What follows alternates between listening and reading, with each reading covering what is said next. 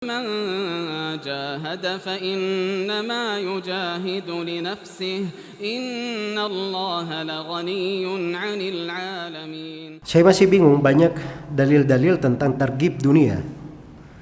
Tapi kita beramal harus ikhlas. Lalu apakah boleh kita harapkan dari amalan? Bagaimana penempatan keduanya?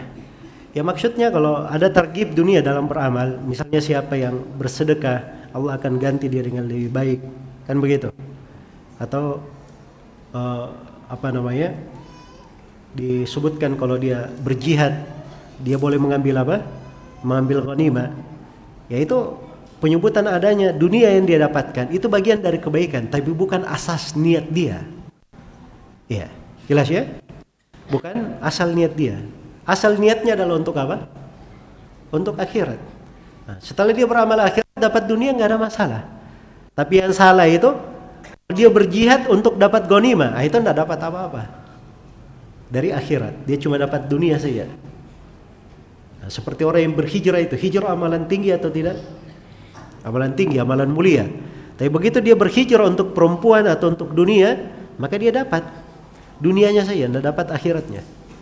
Tapi kalau dia ikhlas karena Allah dan Rasulnya, terus dapat dunia di sana, dia menikah misalnya, bisa berniaga di kota Madinah dan seterusnya, nah itu enggak berpengaruh, sebab asalnya dia hijrah adalah untuk apa? Untuk akhiratnya. Baik, dan ini pertanyaan penting ya, banyak yang keliru di sini. Dan ini ada satu pembahasannya di Kitab Tauhid. Ada satu pembahasan di Kitab Tauhid. Ya, ada rinciannya terkait dengan ayat man kana yuridul hayatad dunya wa zinataha nuwaffi ilaihim a'malahum fiha wa hum fiha la yubkhasun ulaika alladziina laysa lahum fil akhirati illa an-nar wa habita ma sana'u fiha wa batilun ma kanu ya'malun. Barang siapa yang menghendaki kehidupan dunia dan perhiasannya, maka kami akan sempurnakan dia, sempurnakan pembalasannya di situ. Mereka tidak dikurangi. Ini kalau dia cari dunia seperti itu, dia beramal akhirat untuk dunia, Allah beri betul dunia. Tapi ingat, Allah terangkan mereka ini orang-orang yang tidak ada bagiannya di akhirat kecuali neraka. Hancur seluruh amalannya dan batil apa yang mereka kerjakan. Ini kalau dia beramal akhirat khusus untuk apa? Mencari dunia. Tapi kalau seorang beramalnya untuk akhirat, tapi dunia mengikut, itu yang mengikut ini nggak apa-apa. Yang penting jangan di asal apa? Di dasar amalannya. Karena itu nggak apa-apa orang berjihad. Ya, para sahabat itu berjihad dan mereka juga dapat pembagian harta rampasan perang. Jelas ya?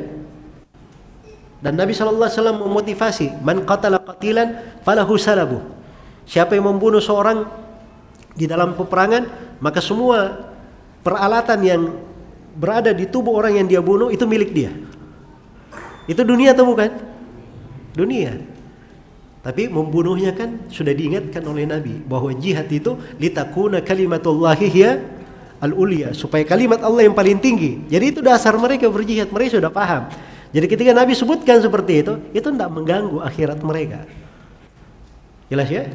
Sama dengan anjuran sedekah. Cuma yang keliru itu orang yang tidak menoleh ke pembahasan akidah. Ya. Anjurkan sedekah-sedekah. Nanti kamu sedekah dengan sebuah mobil, kamu diganti 700 mobil di akhirat. Ya. Dia pikirannya dunia saja, dunia.